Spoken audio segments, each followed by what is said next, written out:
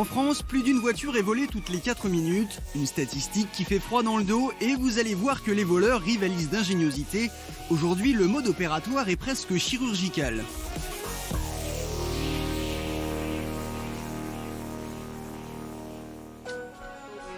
Comme on pouvait s'y attendre, la grande majorité des vols aujourd'hui se fait la nuit et plutôt dans la rue. Les grandes agglomérations sont forcément les plus touchées et pour ce qui est du type de voiture, le vol suit un peu la mode. Ainsi, en 2019-2020, les SUV ont plutôt la cote. Dans ce quartier résidentiel sans problème de banlieue parisienne, Youssef, associé dans une boîte d'événementiel, en a fait les frais fin août en allant voir un match de foot chez un ami. Ben voilà, typiquement, la voiture était là. J'ai fermé ma voiture. Ça, j'en suis sûr. Et puis, je suis parti voir le match. En ressortant, il n'y avait plus de voiture. Apparemment, c'est des vols de voitures avec boîtier électronique.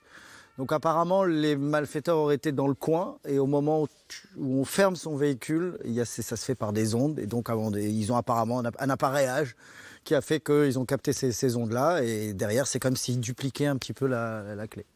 Quand un véhicule a du succès, et apparemment le 3008 a beaucoup de succès en Europe, dans ses ventes et tout, ça devient une target. Et oui, de plus en plus, les voleurs sont très bien équipés en matériel informatique et boîtier électronique, et la mésaventure de Youssef n'est pas un cas isolé. Cette technique du mouse jacking, qui consiste à pirater en quelques clics l'électronique de vos clés via les ondes, est la technique à la mode. Nous sommes allés poser la question au pôle justice de la gendarmerie dans la section recherche de véhicules. Donc là, je vais vous montrer une vidéo d'un vol de véhicule commis par une attaque relais. Ça se passe en Angleterre, donc ils vont se mettre à côté de la voiture et à côté de la porte d'entrée pour capter les ondes de la clé. Le véhicule va s'ouvrir actuellement, vous voyez, ça y est, c'est fait.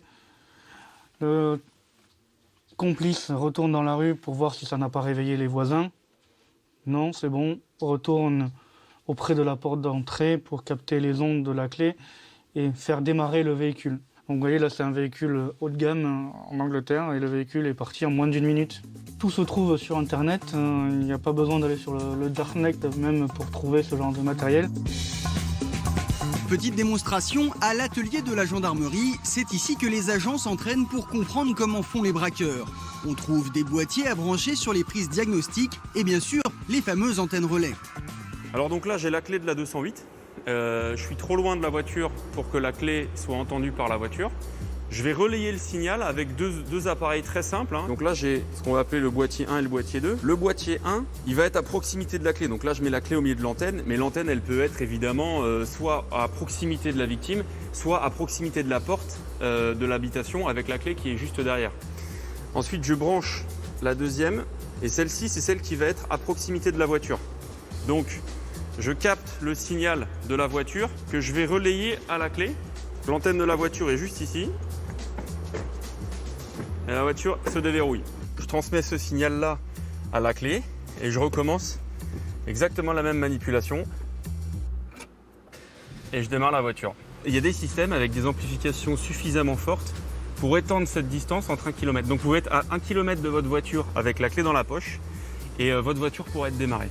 Le problème de cette technique, c'est qu'on peut le faire qu'une seule fois. Que dès qu'on va s'éloigner, la liaison ne sera plus faite et donc la voiture va signaler que la clé est absente. Donc ça nécessite d'aller au plus vite dans un point de chute qu'on connaît pour reprogrammer une clé ou pour démonter la voiture et utiliser les pièces.